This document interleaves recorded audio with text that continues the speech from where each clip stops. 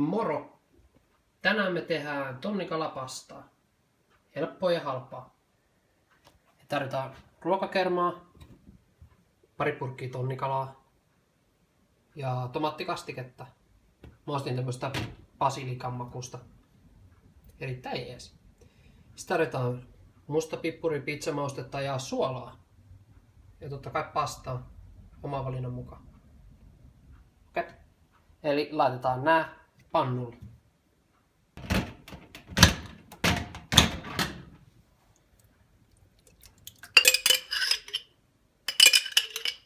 Säästetään yksi tämmönen purkki, koska me valutetaan sinne nämä tonnikalaöljyt.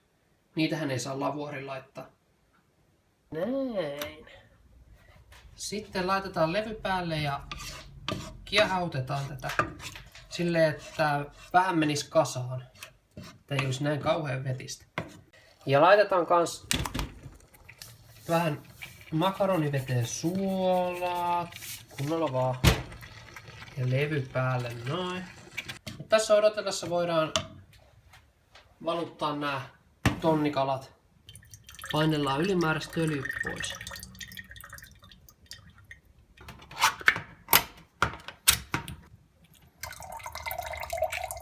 Ja nyt kun meillä on ne tonnikalaöljyt täällä, niin muuta kuin korkki kiinni ja roskikseen.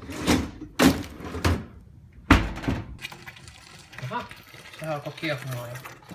Eli kiehautellaan tätä niin kauan, että nyt vähän tästä kuivettuu. Ja vielä vähän aikaa. Kyllä se siitä vähän vielä kiinteytyy. Vielä aika vetisen näköistä. Näin. Nyt kun se alkaa vähän olemaan kasaan päin, niin laitetaan ruokakermaa. Eli tässä nyt on siis pari desiä, niin laitetaan nyt desi aluksi. Ja näin puolet tosta. Noin.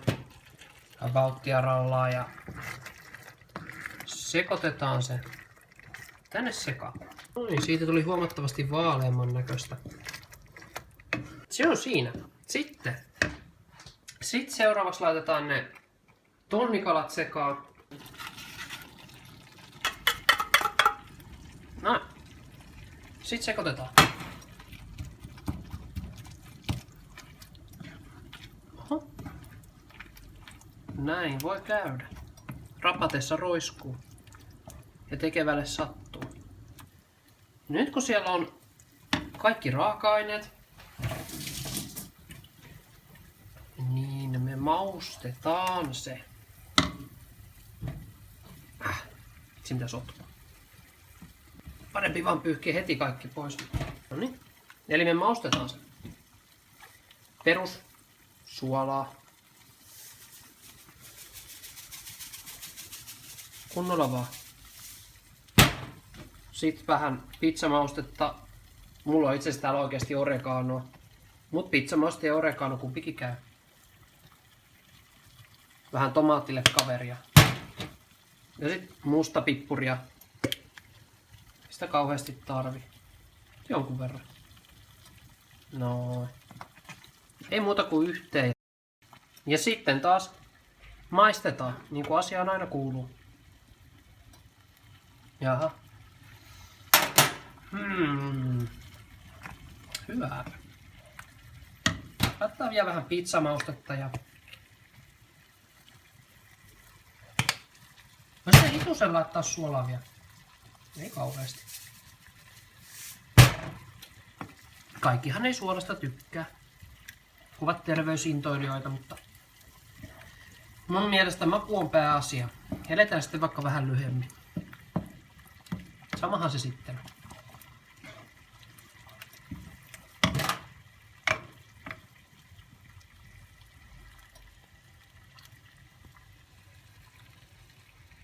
Näin. Nyt se on hyvä. Mutta itse sen parhaiten tietää.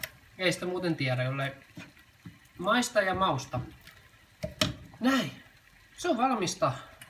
Ei muuta kuin levy pienelle tai pois ja sitten ne pastat. Mut heitetään nyt yksi mitallinen ja noin, sökkähän kaikki ympäri satetaan toinen mitallinen ja kun meitä tässä syö 2, niin laitetaan vähän lisää vielä. Noin. Koska pastahan on tämän ruoan halvin ainesosa. No, olkaatte siellä sitten. Noin. Eikä tarvitse pelätä niitä lattialle tippuneita, nekin voi heittää joukkoon. Se on kiehuvaa vettä. Että jos syöt tätä nyt sitten, no, tätä syö yksin 4 päivää. Ja jos syö 2, niin 2 päivää. Okei. Näin tulee hyvää ruokaa taas kerran. Eikä se sen kummallisempia raaka-aineita tarvitse. Eiköhän tästä sitten tule hyvä mieli ainakin. Ja niistä hinnoista. Tällainen purkki on 2 euroa ihan vähän päälle per purkki. Ja sitten tonnikalat on euro ja 2 senttiä. Ja ruokakerma on noin 45 senttiä. Ja sitten pastaa oman valinnan mukaan. Voi olla myös makaronia, jos haluaa halvalla. Sehän ei tunnetusti maksa 20 senttiä se pussi makaronia. Mutta pasta on aina kalliimpaa. Että oman valinnan mukaan, miten haluaa tehdä.